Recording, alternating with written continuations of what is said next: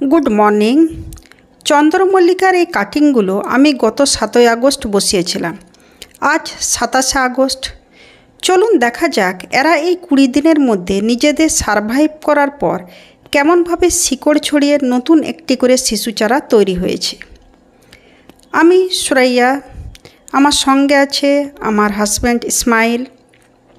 আমরা পেশায় শিক্ষক। বাগান তৈরি আর গাছ বিতরণ হচ্ছে আমাদের নেশা। আমাদের চ্যানেল সবুজে ঘেরা বনলতায় আজ আমি নিয়ে এসেছি চন্দ্রমল্লিকা গাছ সারা বছর বাঁচিয়ে রেখে তার থেকে নতুন চারা তৈরি ও গাছ রোপণের সঠিক পদ্ধতি। দেখুন এই 20 দিনের মধ্যে এই কাটিংগুলো থেকে এক একটা শিশু চারা কেমন তৈরি হয়েছে। দেখুন, অনেকে চন্দ্রমল্লিকা চারা বালির মধ্যে তৈরি করেন, আবার অনেকে সেই ফেব্রুয়ারি মার্চ থেকেই শুরু করে দেন। আমাদের তো এত সময় নেই, তাছাড়া সারা বছর সেই চারা গাছকে ঠিকঠাকভাবে যত্ন করে বড় করে তোলাও একটা বিশাল ঝামেলার ব্যাপার। আমি দেখুন গত বছরে এই চন্দ্রমল্লিকা চারাগুলো কিন্তু আরও 1 মাস পরে করেছিলাম, মোটামুটি সেপ্টেম্বরের দিকে করেছিলাম। তা সত্ত্বেও কিন্তু দেখুন কেমন এরা ঝাঁকড়া হয়েছে, আমার কিন্তু শীতের বাগান ভরিয়ে রেখেছিল। চলুন দেখা যাক চন্দ্রমল্লিকার কাটিং থেকে কিভাবে চারা তৈরি করব সেই পদ্ধতি। এই গাছগুলো কিন্তু আমি গত বছর থেকে বাঁচিয়ে রেখেছি। এই যে ডগার অংশ সামান্য করে কেটে নিচ্ছি, এগুলো কিন্তু রোদ ঝড় ঝাপটা সব সহ্য করে আমার বাইরেই আছে। মাঝে মাঝে পেস্ট অ্যাটাক হয়, সেক্ষেত্রে আমি পেস্টিসাইড বা নিম অয়েল স্প্রে করে থাকি। আবার প্রত্যেকটা গাছকে দেখুন মার্কিং করে রেখেছি।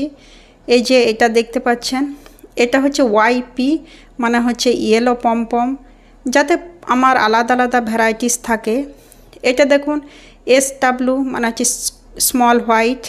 এইভাবে আমি প্রত্যেকটা আলাদা ভ্যারাইটি সংগ্রহ করে রাখি, যাতে যাদেরকে গিফট করব তারাও যাতে আলাদা পায়, আর আমারও নিজস্ব সংগ্রহে যেন এগুলি থাকে। এইভাবে একটা একটা করে ডালের অংশ কেটে নিচ্ছি।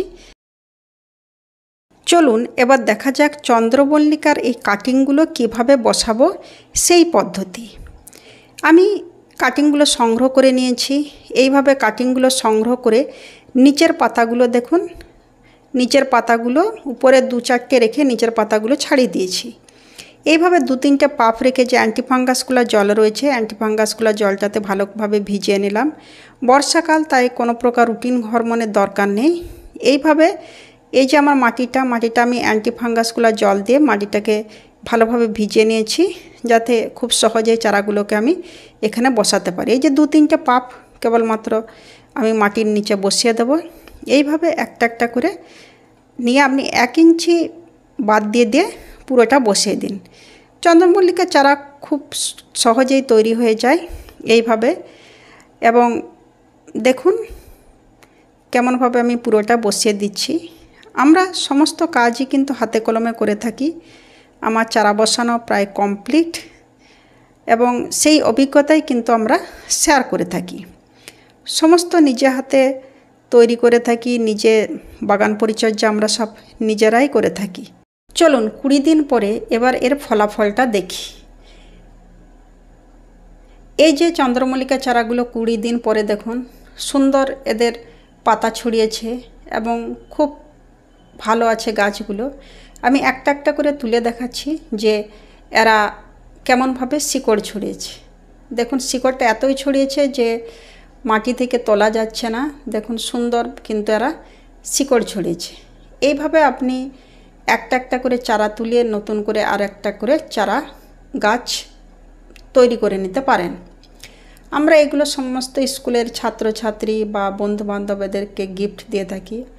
আমরা বিভিন্ন প্রকারের চারা তৈরি করে থাকি, শুধু চন্দ্রমল্লিকা নয়, এবং সেগুলো সবগুলোই কিন্তু আমাদের উদ্দেশ্য মানুষকে গিফট করা আর গাছের প্রতি মানুষের আকর্ষণ মনোযোগ বাড়ানো। দেখুন এইগুলো একদম জাম্প হয়ে আছে, এতটাই শিকড় ছড়িয়েছে মাত্র 20 দিনে।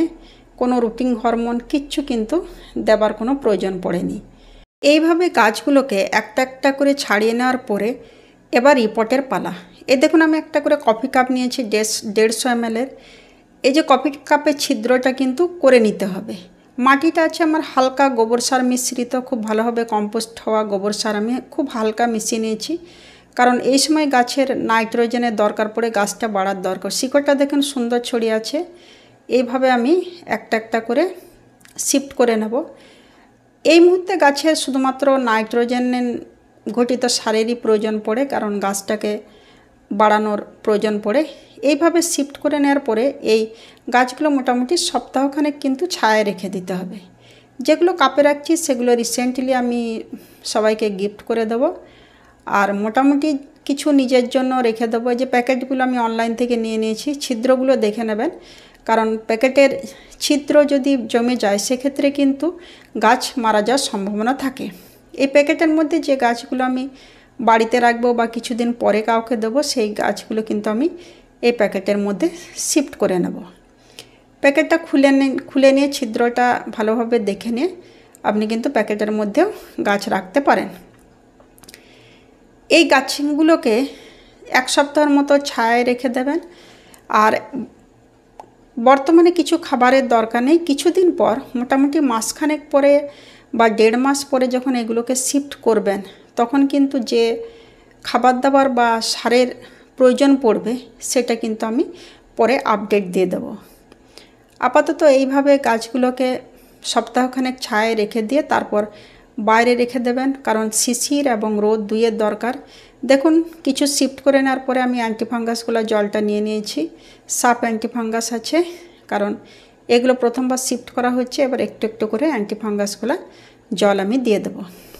যদি আমার চ্যানেলটা প্রয়োজনের মনে হয় একটু সাবস্ক্রাইব করে নেবেন, লাইক কমেন্ট করবেন। আপনাদের জন্য আমি আপডেটেড ভিডিও নিয়ে আসবো। গাছ করুন, ভালো থাকুন। জয় হিন্দ।